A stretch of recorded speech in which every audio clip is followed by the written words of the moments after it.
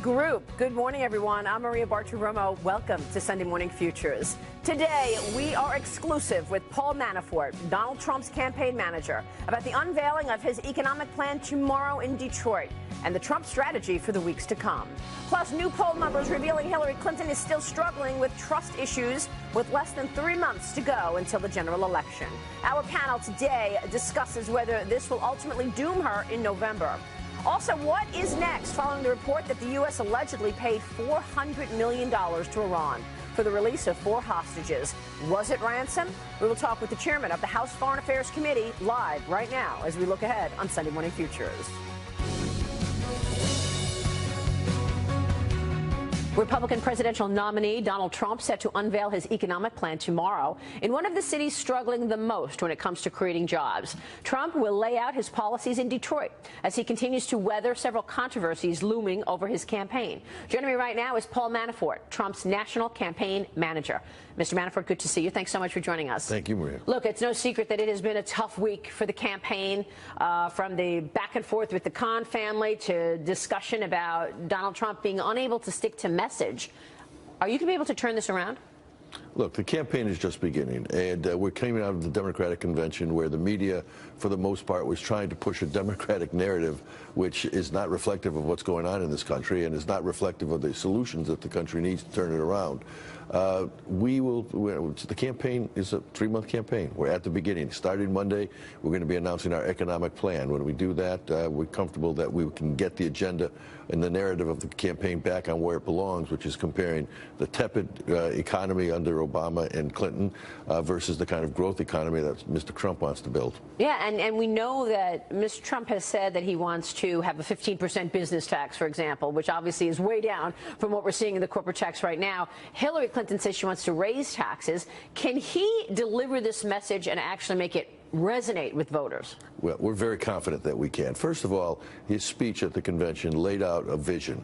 You know, some people called it dark because they didn't like the fact that he was telling the truth about the state of the economy and the state of America today. But that speech was also a very positive speech because it said we can turn this around. And he laid out the areas in which he said he could turn it around. And one of those areas was his economic plan.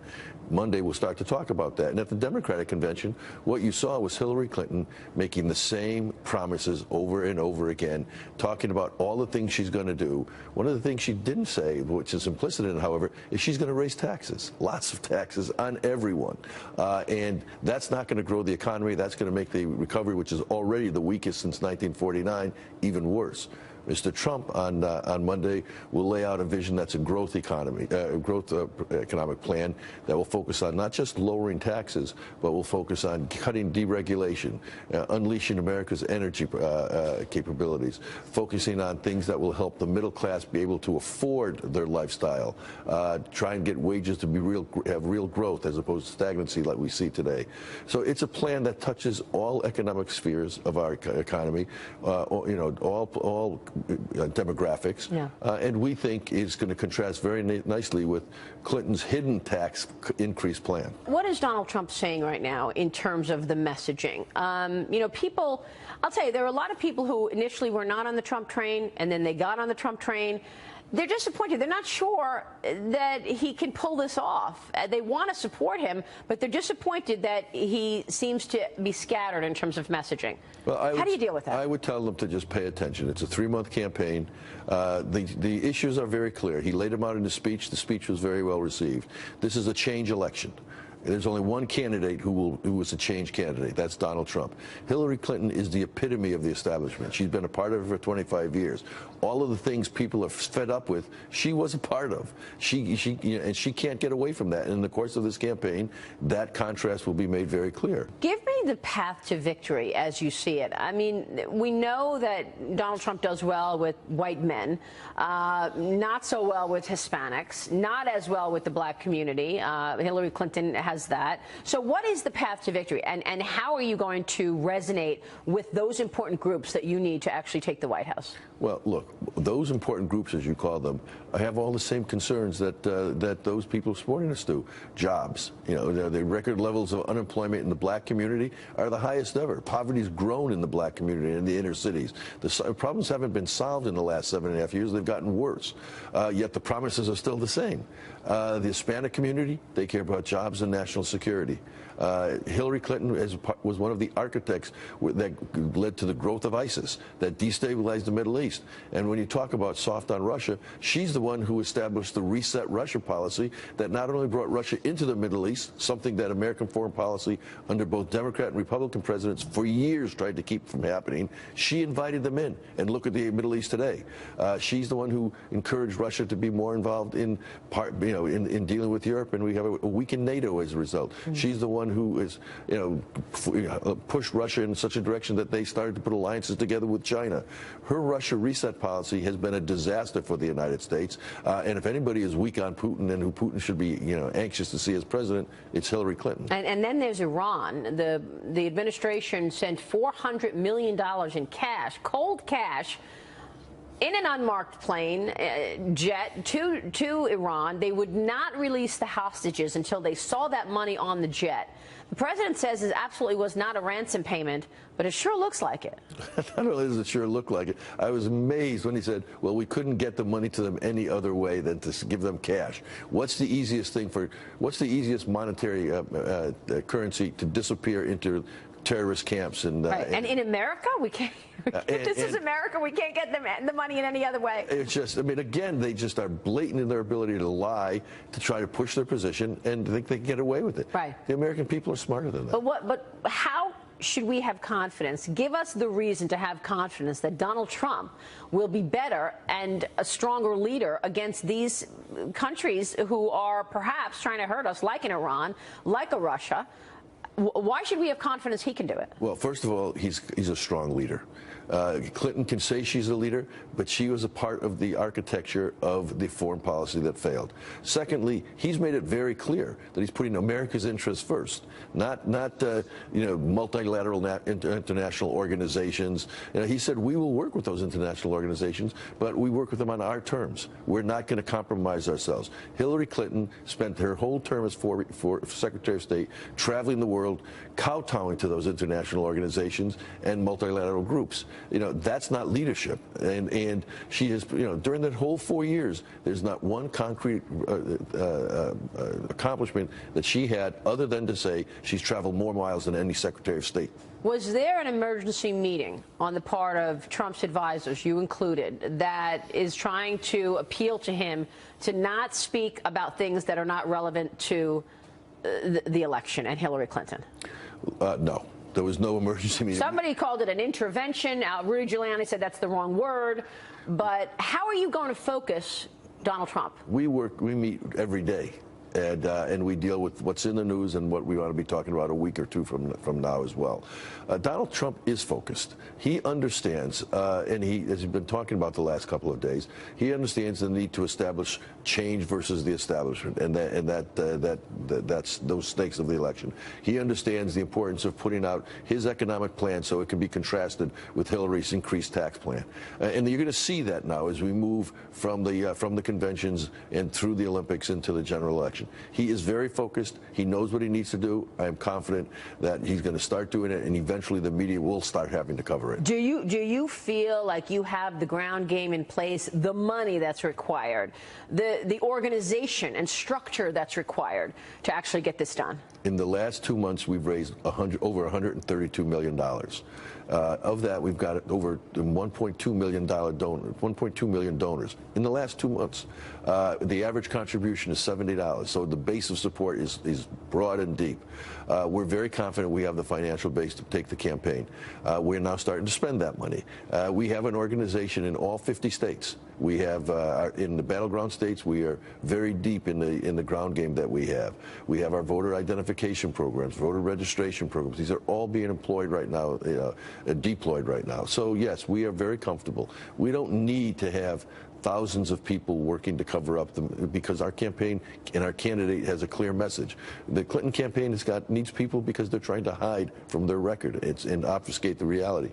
We're not. We're trying to expose the reality. So why do you think the polls have shown Hillary taking a lead just in the last couple of weeks? Well, I mean, part of it is the bounce from her convention and the incredible fawning of the national media on her convention. I mean, I found it ironic that we had 4 people in our rules committee who were disagreeing with the direction of our convention, and our convention was in chaos. The Democratic National Committee had over half of, almost 40% of their delegates in open rebellion, and that wasn't chaotic. It's just absurd. Yeah, well, that's true. I was at both conventions, and it was incredible to see the Bernie Sanders supporters outside really vocalizing their upset. Paul Manafort, good to see you. Good to see you, man. Thank you so much. We will be watching. Thank you. Paul Manafort, Trump's national campaign manager. And Donald Trump finally endorsing some big-name Republicans over the weekend in a play for party unity. What's the impact here? Plus, more fallout from allegations that the U.S. paid Iran $400 million in ransom money for the release of American hostages. What is next? Are there more payments to come? We'll be talking with the chairman of the House Foreign Affairs Committee next, live with that. You can follow me on Twitter, at Maria Bartiromo, at Sunday Futures. Let us know what you'd like to hear from Representative Ed Royce coming up. Stay with us. We're looking ahead right now on Sunday Morning Futures. Support and endorse our Speaker of the House, Paul Ryan. I hold in the highest esteem Senator John McCain. I also fully support and endorse Senator Kelly Ayotte of New Hampshire. Well, there you go. You heard it. After weeks of holding out, Donald Trump finally endorses those leading Republicans for re-election. House Speaker Paul Ryan and Senators John McCain and Kelly Ayotte. But was that enough to right the ship and actually unify the GOP? Let's talk about it right now with Byron York, chief political correspondent for the Washington Examiner and a Fox News contributor. Byron, good to see you. Thanks so much for being here. Good morning, Maria. Your takeaway on what we just saw and heard, and then I want to get your take on these new polls this morning.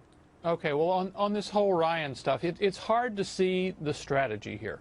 On the one hand, it might make sense for Trump to distance himself from Paul Ryan. Paul Ryan's very popular among some Republicans. He's very popular in his own district in Wisconsin. He's going to win his primary on Tuesday. But there are a lot of people in the Republican base, especially Trump supporters, who he's not very popular with. So it might make sense for Trump to distance himself from Ryan. Plus, Ryan's plans, the so-called Ryan roadmap, not particularly popular with general election voters. So it would make sense for Trump to distance himself, and then after doing that, he endorses Ryan.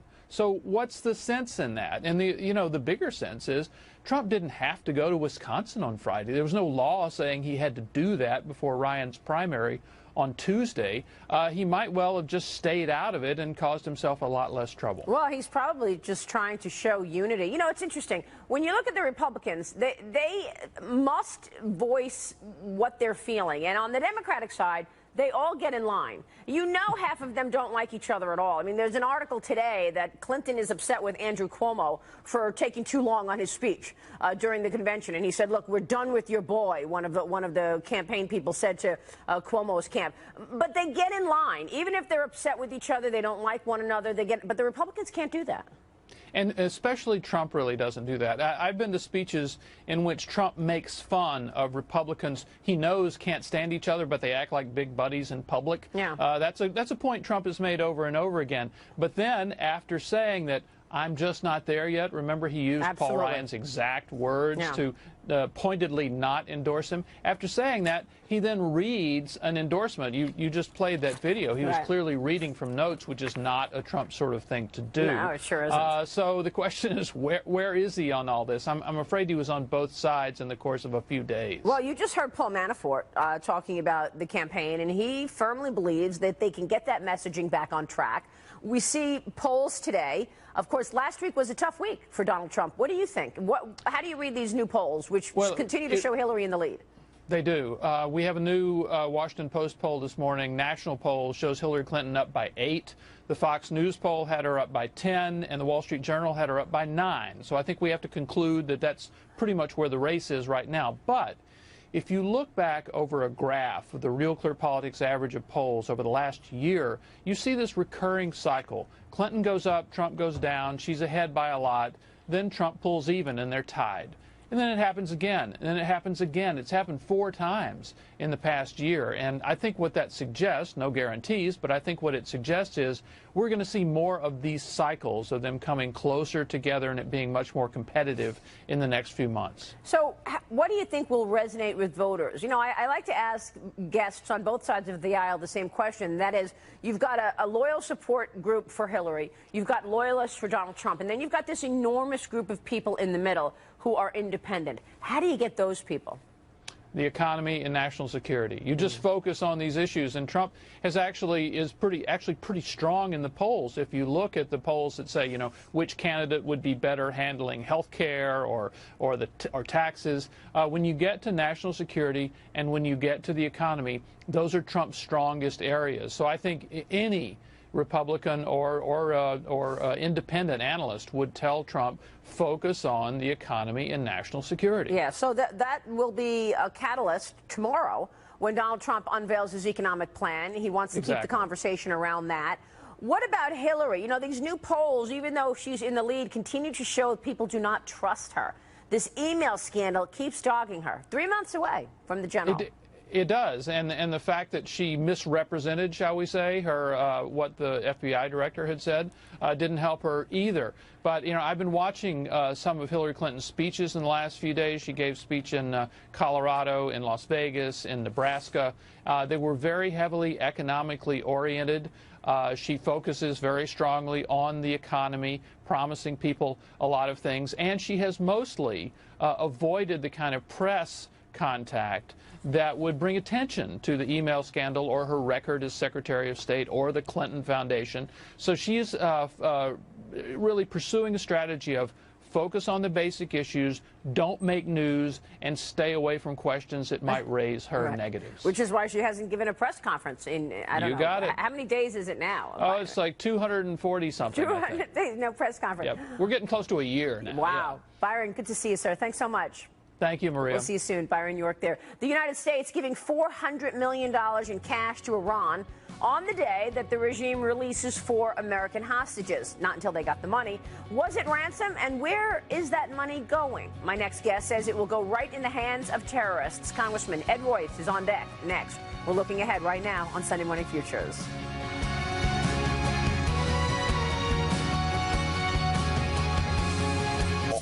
We announced these payments in January, many months ago. There wasn't a secret. We announced them to all of you. Josh did a briefing on them. This wasn't some nefarious deal. We do not pay ransom. We didn't here, and we won't in the future. Precisely because if we did, then we would start encouraging Americans to be targeted. That was President Obama denying that $400 million in cash payments went to Iran and was ransom for the release of 4 American hostages. Now, the payment is raising eyebrows with critics who say the timing is suspicious and it sends the wrong message. Some lawmakers, like my next guest, are also concerned that the money may be used to fund terrorist groups like Hezbollah. We know that Iran is the #1 state supporter of terrorists. Joining us right now from California, Congressman Ed Royce, Chairman of the House Foreign Affairs Committee. Sir, good to see you, Mr. Chairman. Thanks for being here. Thank you, Maria. So, do you believe that $400 million was ransom?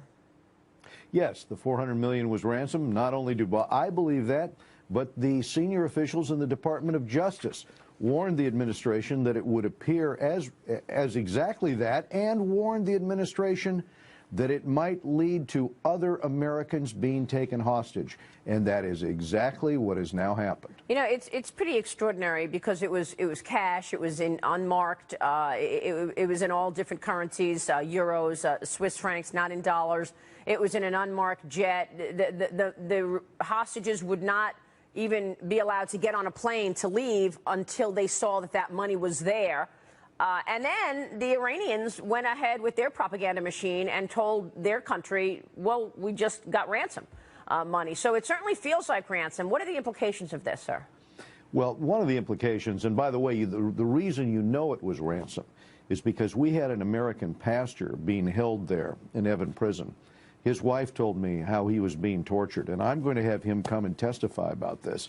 But he has already said to Fox News, he's already explained that he was held there and they were told, oh, the plane, you'll be on the plane as soon as the other plane arrives. All night long, he waited there for that next plane to arrive before they allowed them to leave. Of course, this was what was negotiated. But here's the point, Maria.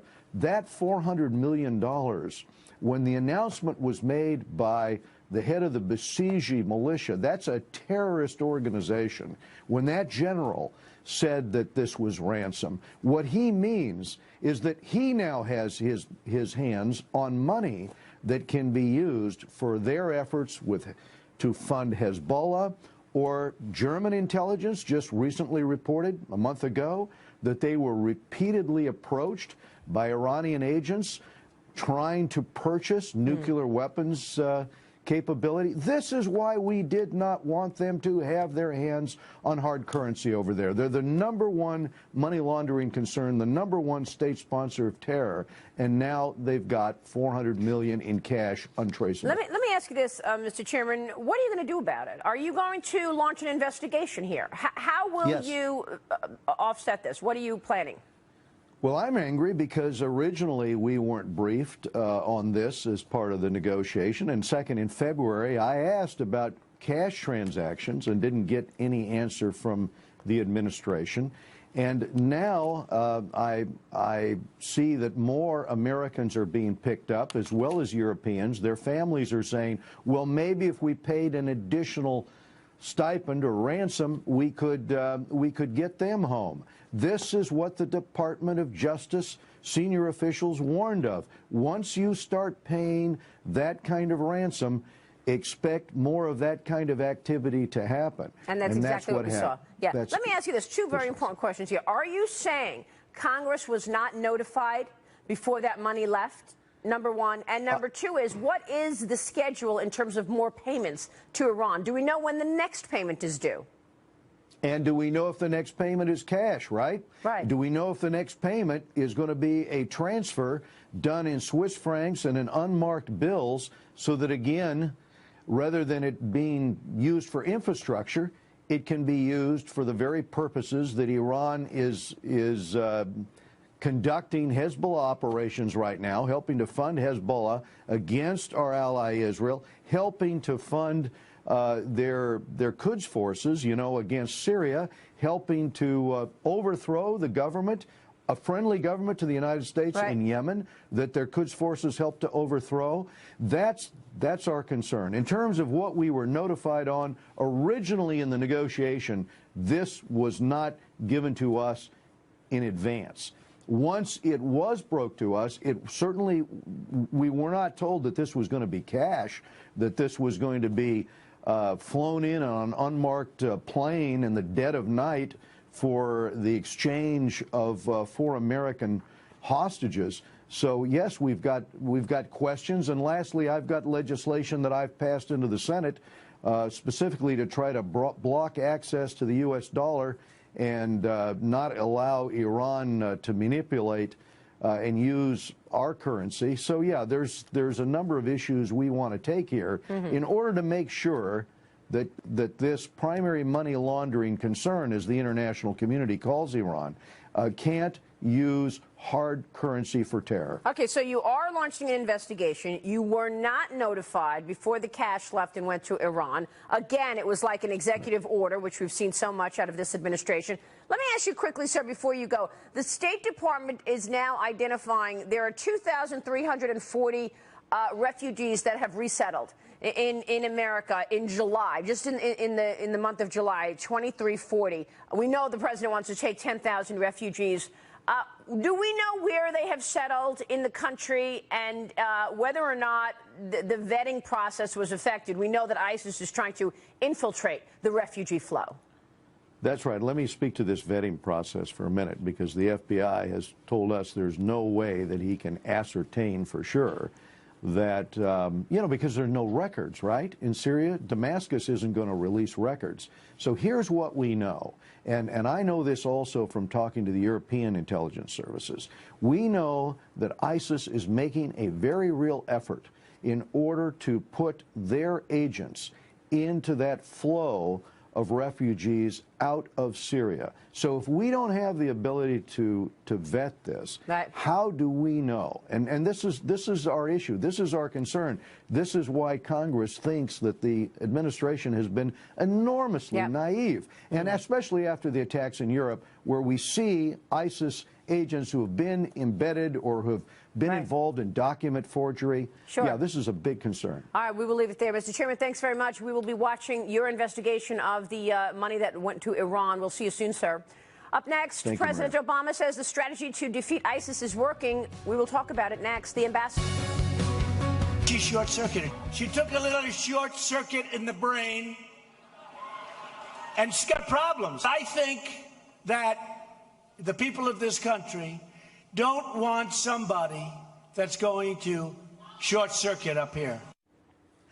Donald Trump questioning Hillary Clinton's mental health during a rally yesterday in New Hampshire. It follows Clinton's claims that she, quote, short-circuited during her recent interview on Fox News Sunday while talking about her email controversy. This coming as a new Washington Post poll shows Clinton has opened up an 8-point lead over Donald Trump. I want to bring in our panel right now. Judith Miller is an adjunct fellow at the Manhattan Institute for Policy Research. She is a Pulitzer Prize-winning author and journalist. Tony Sayegh is with us today. He is a Republican political strategist and executive vice president of Jamestown Associates. And Senator Scott Brown with us, former Republican senator from Massachusetts. All three are Fox News contributors. Good to see everybody. Thanks very much for joining us. Let's talk first about these polls. Big opening up, Judy Miller, after these conventions for Hillary Clinton. Well, it doesn't surprise me, given the fact that every time Hillary Clinton made a mistake or misstated something, Donald Trump would do something that focused all of the attention on him, and not in a good way. So even though a majority of the country thinks that the country's moving in the wrong direction,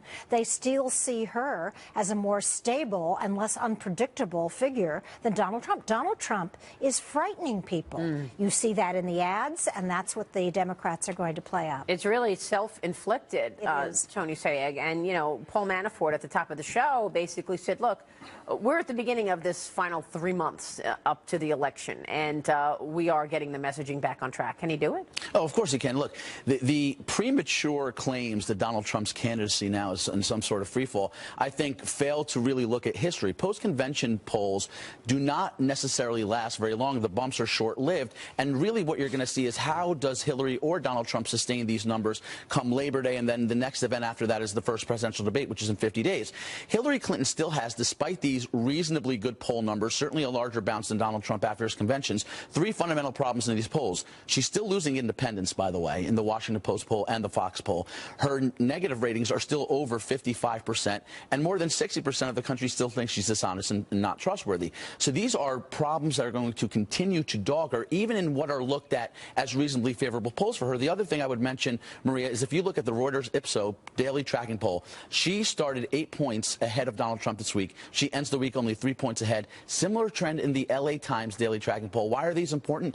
These test likely voters, not just registered voters. That's an important difference. Yeah, there are debates when you look at these polls, Scott Brown, because when you look at these regional polls that Tony brings up, it's actually a lot tighter than you would expect.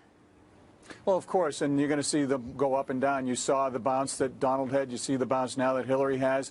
The election's not tomorrow. There's plenty of time, obviously, to right the ship. And just with respect to Judy commenting on mistakes, the big difference between Donald Trump's mistakes and Hillary Clinton's mistakes, when Donald Trump makes a mistake, the media really jumps on him. Some, obviously, rightly so. Other times, I think it's a little biased. But Hillary Clinton's mistakes have cost people lives. They've also cost national security potential problems in our country as well. So there's a very, very big difference. And when you talk about the so-called short-circuiting, Maria, it's not short-circuiting. She's lying. And she's getting caught up in what I call the political bougie-woogie, trying to recreate the narrative and redirect the narrative away from the truth. And that's her big problem. People don't trust her and they don't like her. It's funny she says short-circuit. What does that mean? What does that mean? I guess I lied. Sorry. Yeah, exactly. And she has a kind of Trumpian tick when it comes to that issue. She's got to get around it. she can't have a press conference until she does. But if we're going to talk about short circuits to the brain, come on, Scott, really. Donald Trump versus Hillary Clinton. Hillary Clinton had the sanity not to attack a Gold Star family. Donald Trump's mistakes go to character and being a bully and a simply horrible person in the eyes of many people, whereas Hillary's are the kind of mistakes that politicians make when they're covering various parts of their anatomy. Well, look, first of all, Judy, thank you. If I could just respond to that. Yeah, sure. Go ahead. I actually was one of the only people to actually speak up and criticize Donald Trump for, instead of saying, listen, God bless you and your son and your family for their sacrifice and service. So I don't disagree with you. But once again, to reiterate, the difference between covering your anatomy has cost people lives in Benghazi, has cost us national security problems, obviously, when it comes to the server and other things. And then when you look at the reset, Assad's a reformer. Those are real choices, not the stupid political mistakes that Donald Trump sometimes makes, but there's a huge difference. Real quick. I think Pat Smith, who is a Gold Star mother from Benghazi, would dispute Judy's characterization. She told the story of how essentially Hillary Clinton lied to her over her son's coffin at the Dover Air Force Base on what caused Benghazi. And then when Pat Smith went out on that to tell the world, Hillary Clinton and her campaign attacked her as a liar. So that was unfair that's definitely Mrs. Smith. Good point. I will take a short break. Hillary Clinton is still struggling to give clear answers about her email controversy. I'm going to get into that next as we head into the general election final 3 months. Back in a minute.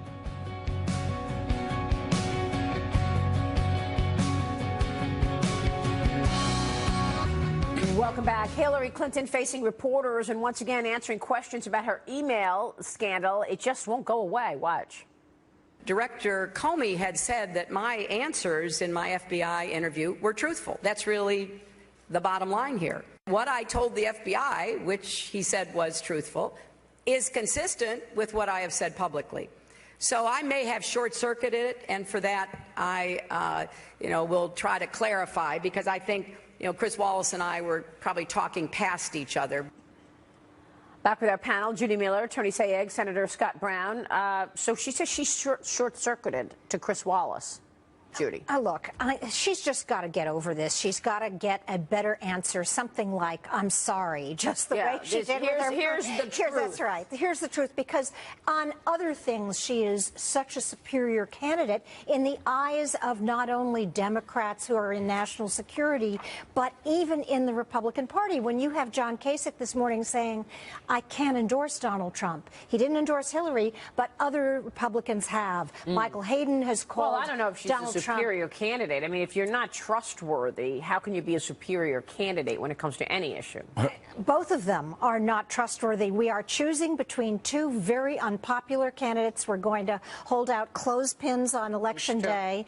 But all of this, this poll, this instant measuring of the body population, we have to wait and see. And by the way, I don't think Donald Trump has the guts to debate Hillary Clinton. I want to see whether or not there is a debate. September 26th. Let's see. And he wants a larger audience. That's the issue currently with the debate schedule. Look, her answer is inexplicable. She says that I didn't lie to the FBI, which, by the way, if she did, would be punishable by federal prison sentence. Okay, but it's consistent with what I've said in public. That we know is false. The Washington Post gave her 4 Pinocchios for that. And this is the chronic issue with Hillary Clinton, and Judy alluded to it. She can't get out of her own way on this issue, which gives a huge opening for Donald Trump to say, look, whatever I may say and you want to say may sound to Judy's words crazy, she's done things to disqualify herself. Just look how she's conducted the server, compromised national security, and then connect the Clinton Foundation and the millions in donations she took from overseas governments with business in front of the U.S. government at the time.